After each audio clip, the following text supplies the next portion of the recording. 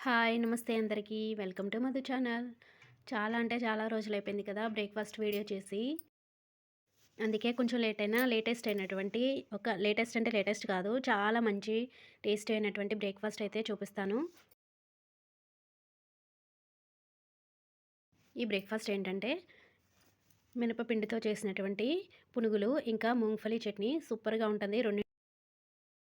కాంబినేషన్‌తో తింటూ ఉంటే ఇంకా తినాలని అనిపిస్తూ ఉంటుంది.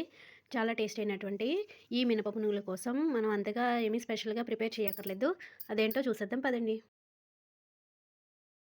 మనం ఎలాగో డైలీ ఇడ్లీకి బ్యాటర్ రెడీ చేస్తాం కదండీ! దానిలోనే కొంచెం మినప్పిండి తీసుకొని తగినంత వరిపిండిని కూడా చేర్చి సాల్ట్ యాడ్ చేసుకొని ఈ మినప పునుగులను ప్రిపేర్ చేయొచ్చు. ఈ మినపిండి క్వాంటిటీలు ఎలా అంటే మనం మినపిండిలో వరిపిండిని కలుపుకొని పునుగులు పర్ఫెక్ట్‌గా రావడానికి దాన్ని చెక్ చేయాలి. అదెలా అంటే ఒక బౌల్‌లో వాటర్ వేసుకొని మనం బాగా కలిపినటువంటి ఈ మిశ్రమాన్ని కొద్దిగా మనం పునుగులాగా వాటర్‌లో వేయాలి.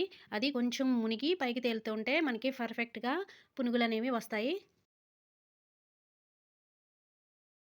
ఇది చాలామందికి తెలిసిన రెసిపీయే.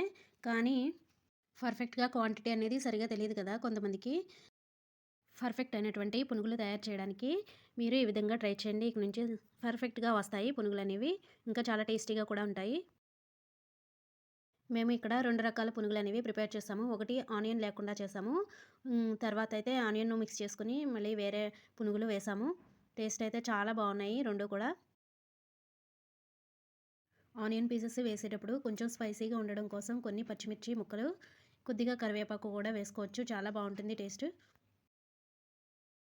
మరి కొంతమందికి పునుగులనేవి సాఫ్ట్‌గా కాకుండా కొంచెం బాగా క్రంచీగా కావాలి అనుకున్నప్పుడు అందులోనే కొద్దిగా ఇంకా వరిపిండిని చేర్చి బాగా మిక్స్ చేసుకొని ఫ్రై చేసుకోవాలి.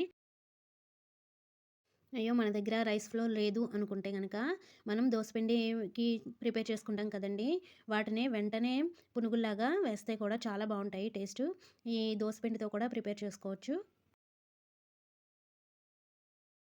రోజు ఇడ్లీ, దోసే కాకుండా ఈ విధంగా మనం అప్పుడప్పుడు కూడా ఇలా పునుగుల్లాగా చేసి ఇస్తే గనక చాలా ఇష్టంగా తింటారు పిల్లలైతే. ఇంకా టేస్టీగా కూడా ఉంటాయి.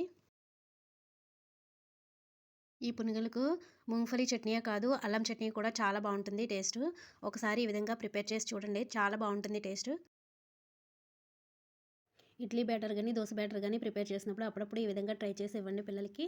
చాలా బావుంటుంది. అదండి ఈరోజు స్పెషల్ బ్రేక్‌ఫాస్ట్ వీడియో. మీకు నచ్చినట్లయితే లైక్ చేయండి. Thank you. Thank you for